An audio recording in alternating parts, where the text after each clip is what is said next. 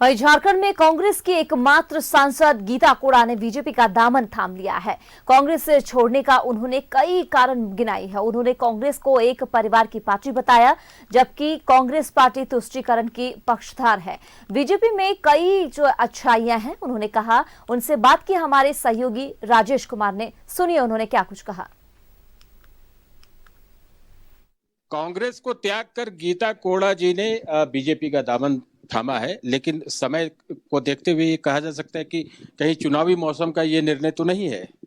ये चुनावी मौसम का निर्णय नहीं है, बल्कि जिस तरह से लगातार कांग्रेस ने उपेक्षा की है झारखंड के लोगों की, देश का भी उन्होंने उपेक्षा किया है।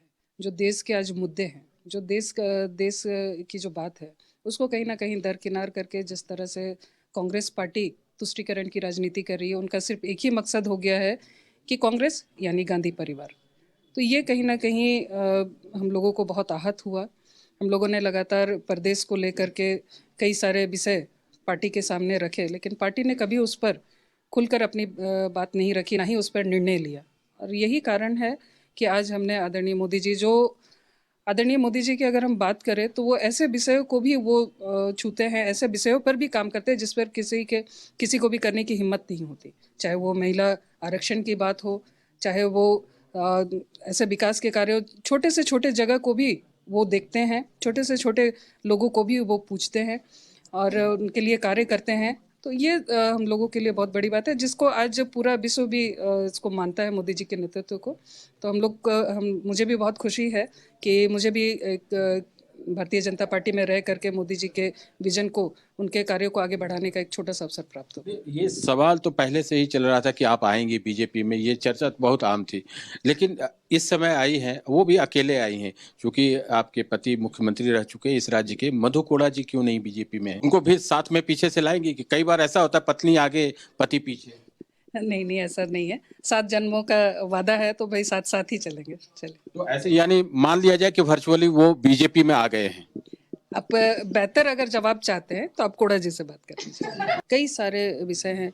पिछले 5 वर्षों में मुझे मोदी जी को, उनके कार्यों को, पार्टी के कार्यों को बहुत करीब से देखने का अवसर प्राप्त हुआ। विशेष रूप से सांसद होने के नाते बहुत करीब से हमने उनके कार्यों को, उनके निर्णयों को देखा है।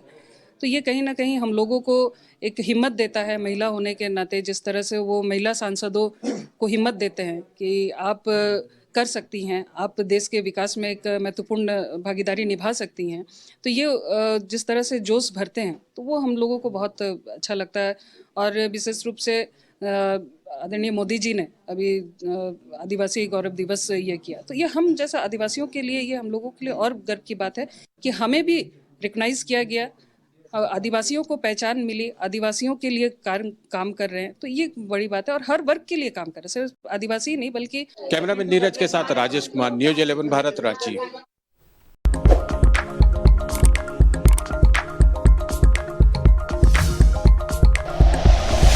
Like and share videos, subscribe करें हमारा चैनल और प्रेस करें बेल आइकॉन। न्यूज 11 भारत, सच है तो दिखेगा।